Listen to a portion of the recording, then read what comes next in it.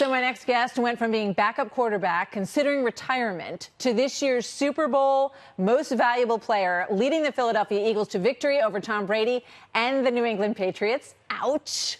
And he is sharing his story in his new book, Believe It, My Journey of Success, Failure, and Overcoming the Odds. Here now exclusively on The Story tonight, quarterback Nick Foles. Nick, it is so good to see you, and congratulations. Thank you. From me and all the Patriots fans and members of Patriots Nation. Everybody respects what you did in that game. I know that takes a lot. And so believe me. I know, hey, takes a lot to say that, so I appreciate it. So you belong to an elite club of quarterbacks who have Super Bowl rings, and an even smaller club who have beaten Tom Brady in a Super Bowl, you and Eli Manning. So my question for you, when you walked in there that night, did you sense that team was vulnerable, that he was vulnerable, that you could beat him after the hand injury and everything else that week?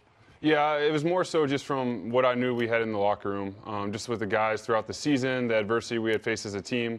Going against the Patriots, one of the, if not the greatest franchise of all time, I mean, that's who you want to go against. Tom Brady, Belichick, that's who you want to face. So, you know, preparing for the game with my teammates, I was really confident. We played with a lot of swag, a lot of energy. Sure did. If you see in the locker room, a lot of dancing, so we were ready to play. Yeah, I was there that night. I have to say, when you guys walked out, you could feel the energy. You could feel how pumped up you guys were. And I was worried from the very first second of the game.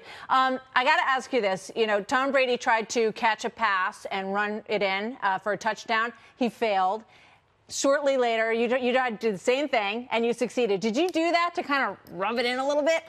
You know, it does appear that way, and I know that, you know, Eagles fans will probably use it. But no, honestly, we had the Philly special in the game plan weeks prior, and we were going to use it in the Super Bowl one way or the other. And it just so happened that they tried to play a couple plays before we did, and it, you know, if anything, it reminded me, hey, make sure I look it all the way in, and you know, once we executed it, the Philly special came to life. You made it look easy, and it was a great play that I don't think anybody will ever forget. Malcolm Butler was not put in the game by Coach Belichick, and a lot of Patriots fans believe that was one of the real vulnerabilities for them that night. Were you surprised that he wasn't in? You know, I was so into the game. You know, we've played against so many DBs. I've never really worried about the DBs too much. Butler's a great player. He's very physical at the line. He's got a great skill set. So, I mean, I guess you're a little bit surprised, but at the same time, I'm not really focused on that. I mean, I'm not worried about what they're doing. I'm just going to go out there, play, recognize their coverage, and trust my receivers to, you know, beat the DBs and beat them off the ball, beat them in their routes. And I got to expect, you know, to put the ball on the money every single time. And that was my mindset in the game. I wasn't really dwelling on him not playing, though, you know, he's a tremendous player. And watching him on film, he was going to be a great matchup. Yeah, I mean, you played so relaxed and so smooth. And I wonder, you know, you've had a lot of adversity, as you point out in your book. You almost quit the game a couple of years before you won the Super Bowl. So how do you get there? You say there's two Nick Foles, and you needed to separate them. What does that mean? You know, I think that sometimes we get an identity in what we do, and it's not really who we are. It's a part of who we are. I think my identity as an athlete, you're treated based on how you play. So if you have a good game, you know, sometimes you're treated better. If you have a bad game, you know, everyone's afraid to talk to you. And I think that eventually wears on you. And you don't want to be treated as what your stats say. You want to be treated as the person. And, you know, dealing with that throughout my career and, you know, facing that battle, you know, that's been ongoing.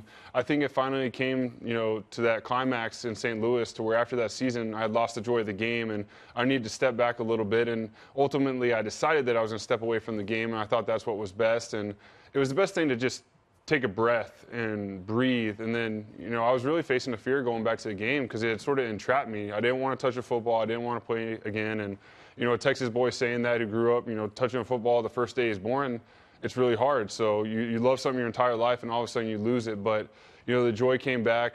You know, I prayed about it with my wife, and, you know, a lot of tears were shed. But I played for Andy Reid, his entire staff, and that Kansas City team helped me get the joy and love of the game back. You talk a lot about God and about your faith. How does that sustain you? Yeah, I mean, I gave my life to Christ as a freshman at Michigan State. I knew who Christ was growing up, but I didn't really give my life to him until that year, until basically, you know, I had my shoulder repaired. I was at Michigan State, you know, thousands of miles away from home, from Texas, and, you know, I was going through a lot with football once again, and just being in school and college and everything that goes along with it. And I would say that through the trials, through the ups and downs, just leaning on Christ, leaning on God's word through prayer, never for prosperity, never for that. I know that when I'm going through trial, God's always trying to teach me something and allow me to grow. And I can tell you that through the ups and downs, my heart's continued to shape even more so. A big thing throughout my career was my wife getting sick with dysautonomia, POTS, postural orthostatic tachycardia syndrome. So that's been a trial that's been in our life, but it's grown us closer together.